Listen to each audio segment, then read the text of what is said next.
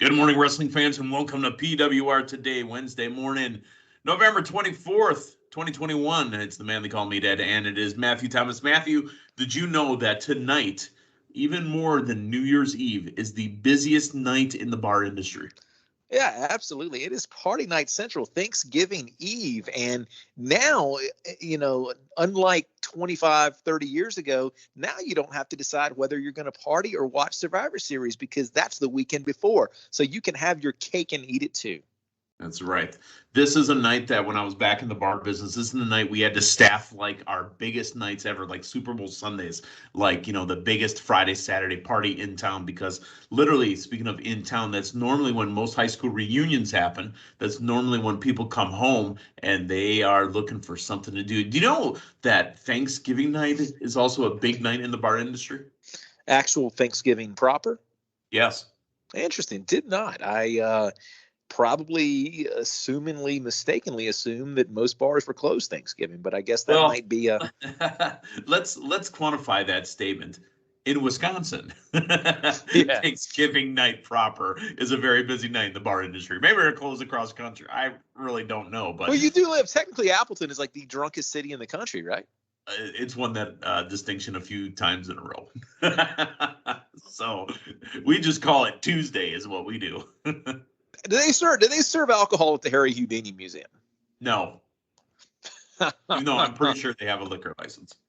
I think the Children's Museum has a liquor license. There you go. I mean, the adults got to have something to do, right? Fair enough. All right.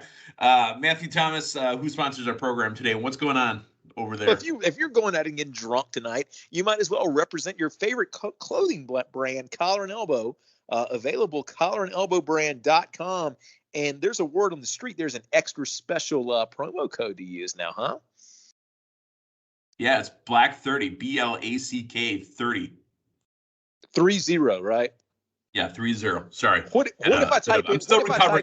I had to mute myself there for a second. What happens if I type in THIRTY? Does it still work? What do you think? I mean, if I was doing the the whole promo code business, I'd probably put both of them in there. Promo codes are meant to track. I don't know if you know that. They're meant to track where you get it from. So like when we're not using these Black Friday promo codes, folks, I want you to use Linda K, LINDAKAY, because then that way you can tell them that you heard this on PWR Today. Fantastic. I mean, that's that's information, man. That's information. That's research. That's analytics that go to make, probably make your shirts better. Okay. So again, tell us about Collar and Elbow Brand, Matthew. Oh, if you want to save money at Collar and Elbow Brand, you enter promo code BLACK30, BLACK 30, the numbers, and you save yourself, I would assume, 30%, right, Meathead? 30% off. Yeah, I've got stuff sitting in my cart right now. So, my goodness, that I believe is the deepest discount that I've ever heard on Collar and Elbow. Yeah, I know they did a back to school 25, and but I think Black 30 is a big one. So, Collar and Elbow guy who was ringside at Survivor Series and Raw is probably trying to clear inventory to get ready for the Christmas season. So, well, and then it's a great gift ideas, gifts for yourself. Going home to see whoever you're going to see, you want to look spiffy, and I don't think there's anything spiffier that you could be sporting than the Collar and Elbow brand apparel. That is correct. Plus, in the description of the podcast here, I want you to look. There is a link in there, Matthew, for Shenanigans. It's back. It's happening April 1st, not April Fool's Day. We're not going to do monotone videos again. But on April 1st of 2022 at Gillies in Dallas, it is Shenanigans, brought to you by Kevin Nash and the PWR Today family. Matthew, there are so many packages to go with the Shenanigans party. By the way, the website is shenanigansparty.com. Starts at $35. You can buy packages up to $300. You could get, things along the lines of platinum, gold, silver, or general admission as well. And what I like about these platinums and gold VIPs, open bar and free food. The platinum, by the way, gets open bar, free food, reserved VIP table, and a private server. private meet and greets, autographs, pictures with Kevin, and all the VIP and official guests. VIP guests will have their access to their own VIP lounge area, and all the invited guests. All your costs are covered with the package for the night. How awesome is that? Even if there was no talent there, I mean, that's a heck of a deal. I think I could easily, over that time frame, drink and eat $300 worth of food. Absolutely, And, right. without trying very hard. Gold VIP gets you open bar free food, and I mean, obviously, there's a little bit of trim off of the platinum. The silver gets you the meet and greet, autographs, pictures with everybody. Drinks and food are available for purchase. You can add a drink package to your silver ticket and get an open bar all night. And then the party is right by the American Airlines Center, WrestleCon, and most of the other WrestleMania weekend events. So it's not like you got to go too far to get to the party after you go to the other one. So, folks, this is where everybody's going to end up at the end of the night. We're going to end up announcing, like I said, it's, I told Linda this, and then you guys heard this as well. This is going to be the hero season. Once we get done with Blizzard Brawl all the way up through WrestleMania, Dave's going to start announcing talents that are going to be there confirmed as guests for autographs, meet and greets, pictures, free food, free drink. I plan on getting snookered at this thing because I don't have to go anywhere. So, I mean, again, I'm from Wisconsin, sir. I will put a dent in some Dallas alcohol. Well, that's worth the price of admission right there, just to watch Meathead get lambasted. I mean, what greater experience can you hope for? And my goodness, Gillies, a Texas institution. I was very, very excited to see the venue there. I'm almost positive there's a mechanical bull there, if I'm not mistaken.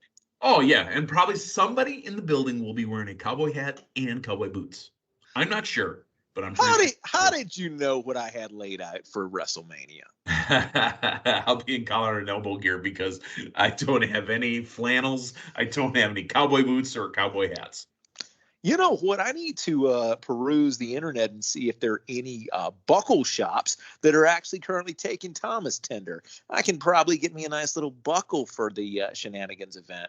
And you know what? Even if you're not going to sport the hat or the apparel, you can probably do a little dipping, huh? You a big fan of chewing tobacco, Meathead? I tried it once. I threw up because I accidentally swallowed some of it. Well, hey, you know what? Second time's a charm, man. They call Meathead dips. I could dip Gillies. some Big League Chew if you want to do that. Do they have spittoons in Dallas? What's that? Do they have spittoons? Ding! I'm sure they've got quite a few things.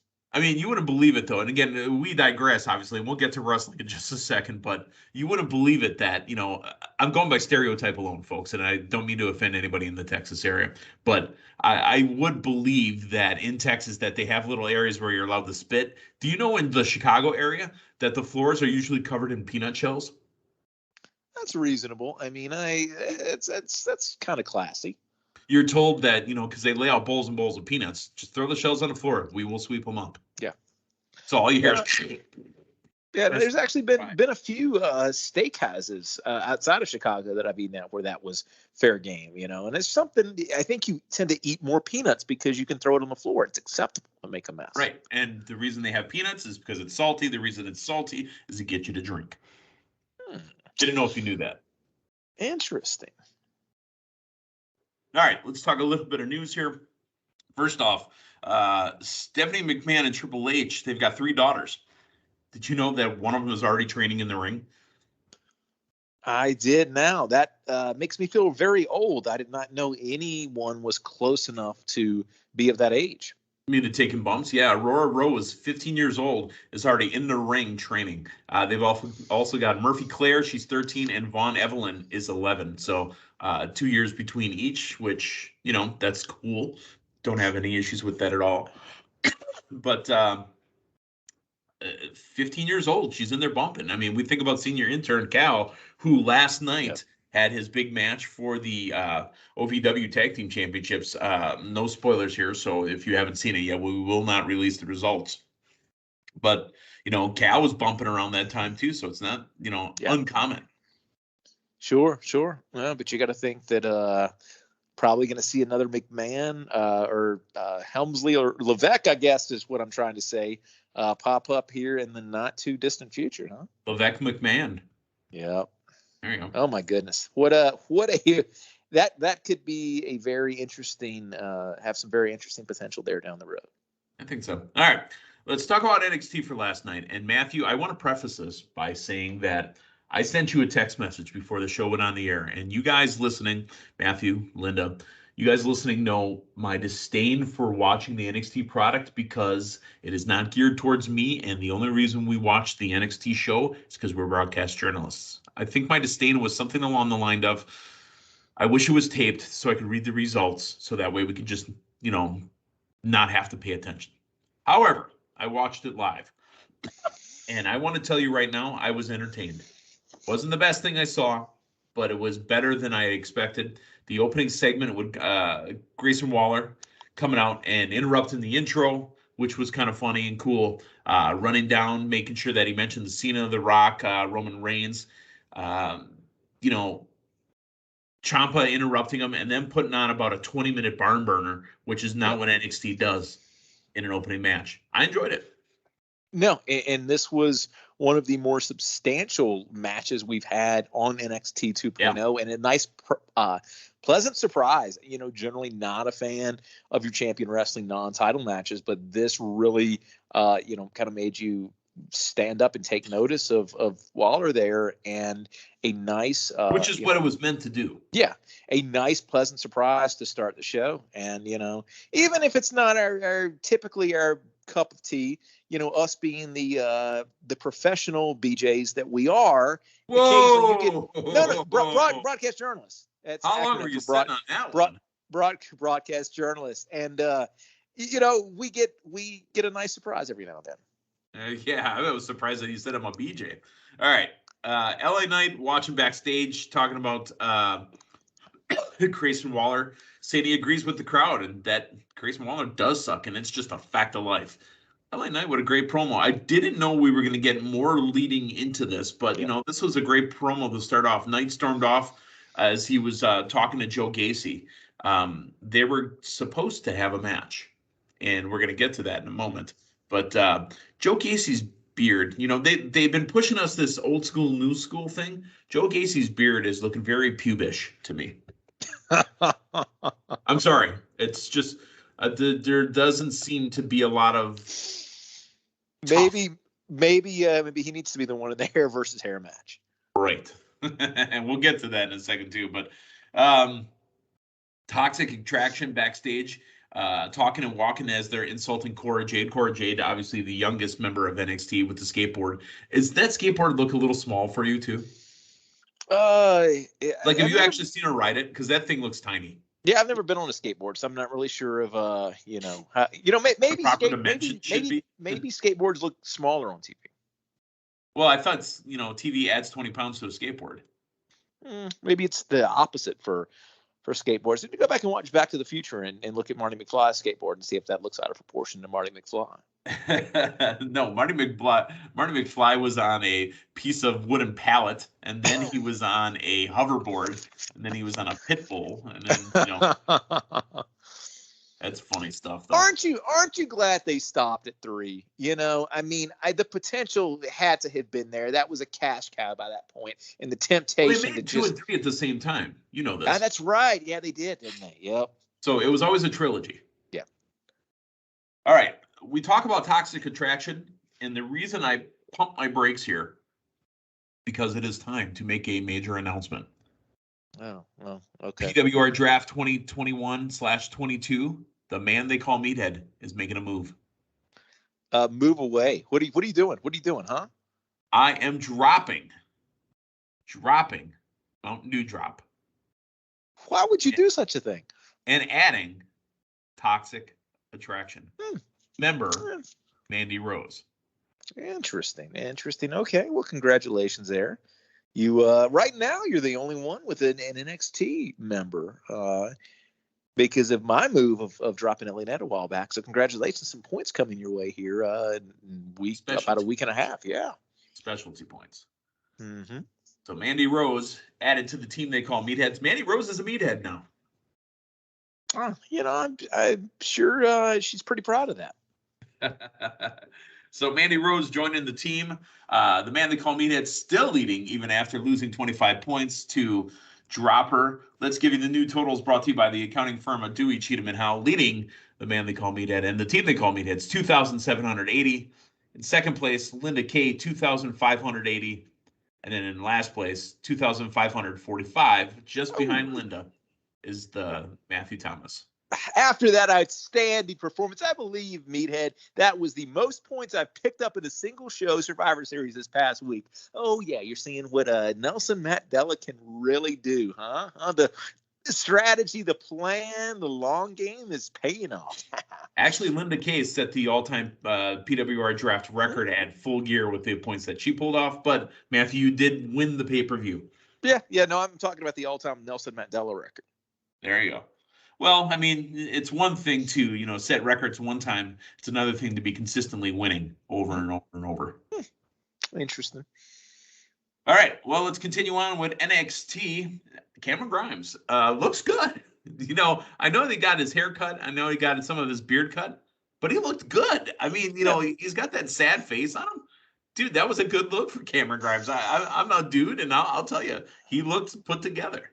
Yeah, he looked pretty. Let me say pretty this first spiffy before you jump in. Better than the LA Knight Butler Cameron Grimes. Yeah, he did. Stark improvement from that. So you know what? It didn't hurt him at all. Duke Grayson is on the screen talking about that poker, abomination that happened last week. And really what we get to is it's a setup. It's going to be a hair versus hair match that we're getting between Cameron Grimes and Duke Grayson.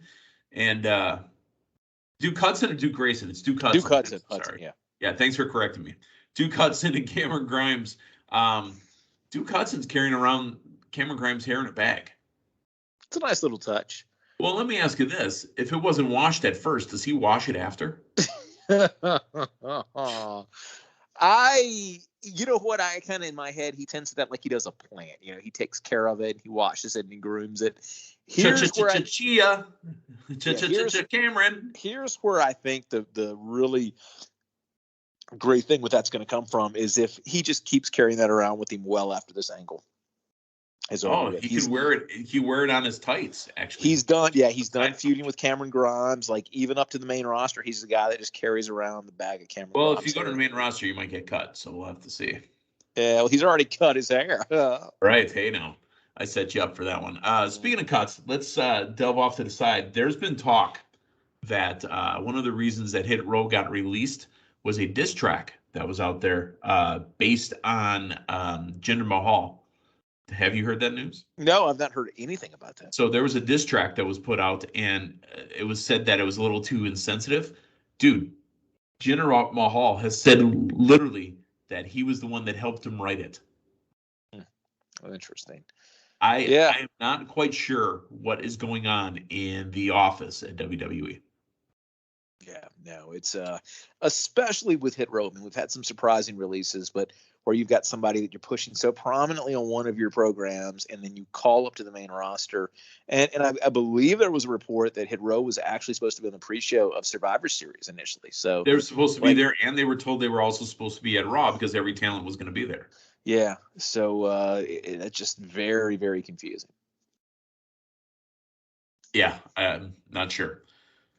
Persia Perota and Indy Hartwell taking on Caden Carter and Casey Catanzaro, Matthew. What is your thoughts of the new and improved Caden Carter and Caden and Casey is what they were referring to as? I mean, it's an athletic tag team. They seem to be a little bit. They came out with the steam guns. Yeah. Like on the side, they're dry cleaners. It's interesting because I mean, they're not really in the orbit of the titles anymore. This is kind of our tag team, not feud at this point, but you've got the War Games thing going on, so it's kind of off to itself. Okay, well, they get the win over Indy and Persia, and Indy obviously fretting over Dexter Loomis's broken hand at the hands of the North American champion. Matthew, the first hour I thought was back to a little bit some old school NXT. And maybe that was on purpose. First hour is, old school. Second hour is new school. The second hour, I didn't like the presentation of it at all. Yeah. It was back to brand new NXT, kind of going fast, kind of a lot of stuff being thrown at you. But we did get a video package and then a match. Santos Escobar against Malik Blade. Santos with the big win. Afterwards, a big promo out of Santos Escobar because they want the NXT tag team titles. But here comes Kyle O'Reilly and Von Wagner. Here also comes the tag team champions. Matthew, what do you feel about this whole tag team setup they got going on here? I'm still not completely sold on it. I think Escobar, good promo, good overall presentation, but it's just here's where I struggle is the fact that it is so fast paced and there is so much going on. There's not really much storyline wise that a few that I can sink my teeth into. It's just because it goes too much fast. Yeah, there's so much hitting you week after week, and I think that we are.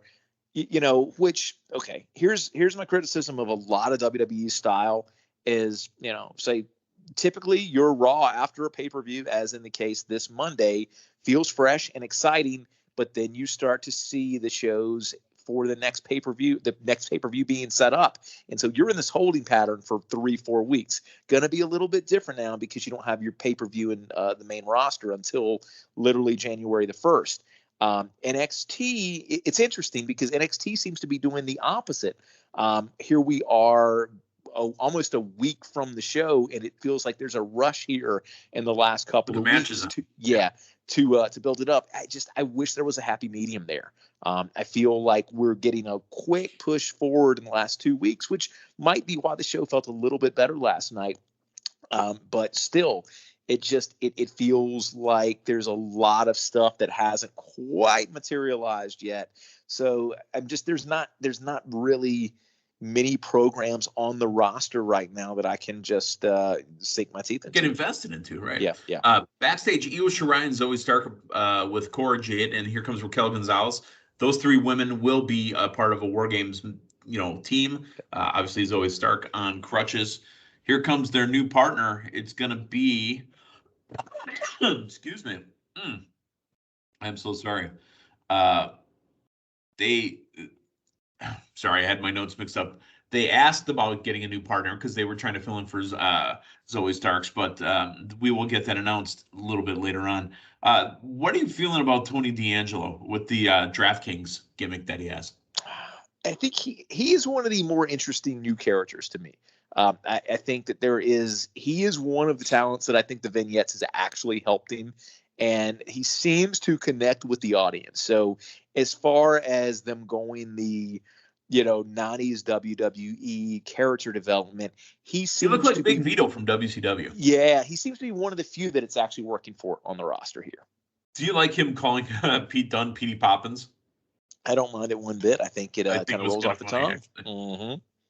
All right, NXT Women's Champion and Meathead, Mandy Rose takes on Cora Jade. Now, Cora Jade gets the non-title victory, Matthew. It's your kind of match. It's a non-title match.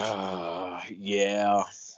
I mean, it's getting us to a week from Sunday, I guess. But, yeah, not a fan of the finish. Kylie Ray is the fourth member of that War Games team. How do you feel about Kylie Ray joining them? I think it makes sense. It's one of the young talents or one of the, newer talents are trying to push, and it features her in a prominent spot. Joe Gacy and LA Knight are supposed to have a match, and LA Knight is attacked by Grayson Waller, so it becomes Joe Gacy versus Grayson Waller. Excuse me. I felt like I was robbed. I wanted my Joe Gacy and LA Knight match. I'm really, really intrigued by that. Yeah, I am too. And I'm sorry about the coughing. Go ahead. That was the the thing I was looking forward to on the show. So hopefully we'll get it down the road, but it may be sooner rather than later because we had some developments with LA Knight towards the end there. So, but yeah, I was really excited about that. I think that the storyline made sense. My goodness, I was excited about that.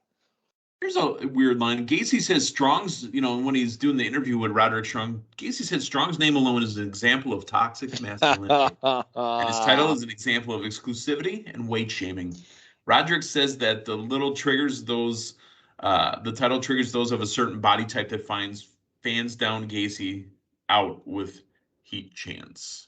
Here's the thing. There's a lot going on week to week in NXT, and there's a lot that is that's kind of noise. But my goodness, I think Gacy's might be one of the best things going in professional wrestling right now. I think you've got the gimmick, I think, is just wonderful. All right. Speaking of Diamond Mind, Ivy Nile and Ulyssa Leon are going to go at it. And Ivy Nile with I really like her. I need to see her talk a little bit more. She reminds me of America's Top Team and what's that woman competitor's name? Yeah. I know who you're talking about. My goodness, but I love the dips on the rope.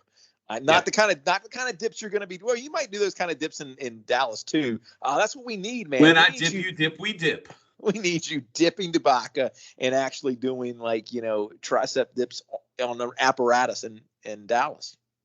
I might have to ride a mechanical bull while I'm down there. Does anybody say yeehaw in Texas? I think only in the basement of the Alamo. Well, we'll have to have that checked out. All right. Grizzled Young Veterans taking on Brooke Jensen and Josh Briggs. That's BJ and JB, for the Matthew Thomas lovers out there. Mm-hmm. The winner is Josh Briggs and Brooks Jensen in a bit of an upset. Yeah, no, this was not the way that I envisioned this match. Wait, the way? Because we'll talk about Johnny in a minute. Yeah, they're done though for the most part. So, nice little surprise here. The main event is a triple threat for the North American NXT title. Johnny Gargano, Petey Poppins, Pete Dunne, and Carmelo Haynes. When Carmelo shoots, he doesn't miss. He's got steam. I mean, there's something behind this guy. It's triple threat. Really, at the end of the day, Carmelo Hayes hangs onto the belt. But then we get Grandpa Ciampa, and we get the rest of the members of the now formed NXT War Games match, including Braun Breaker. And he comes out and yells War Games. You know what? That was hot. That worked.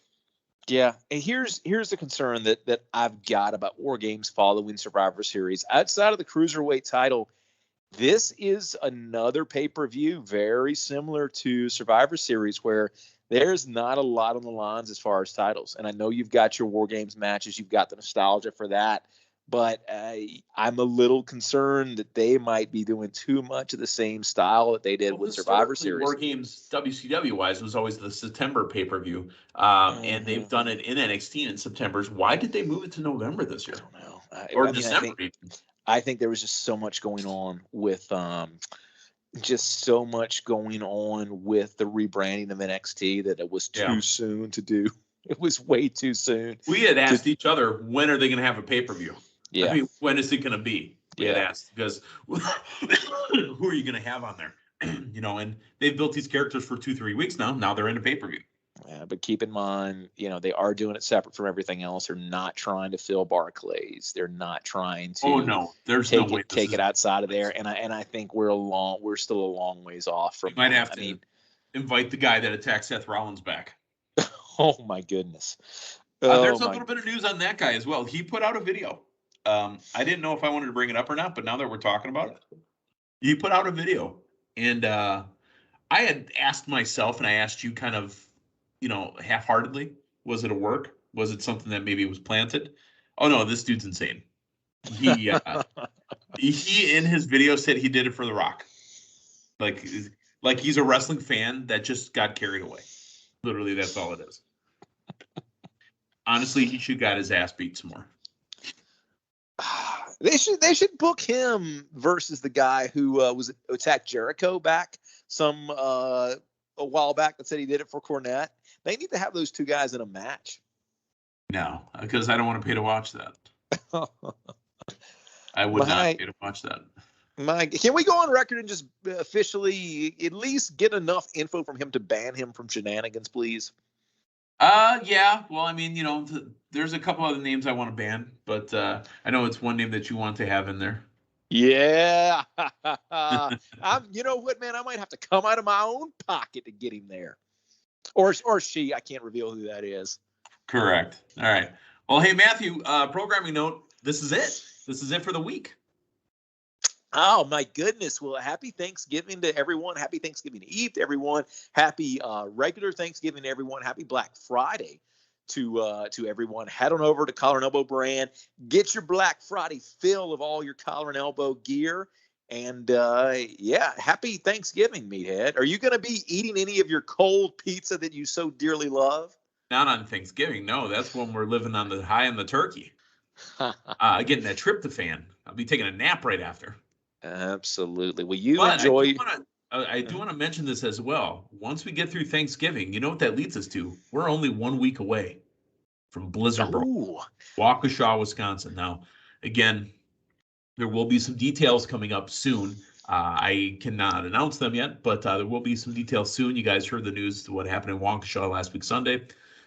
We will have more details on that coming soon. But this will be a very family-friendly show, and it's a time for healing. absolutely. Absolutely. All right. For Matthew Thomas, for Linda Kay, the man they call Meathead, we will talk to you guys Monday morning with Linda Kay. So long, everyone.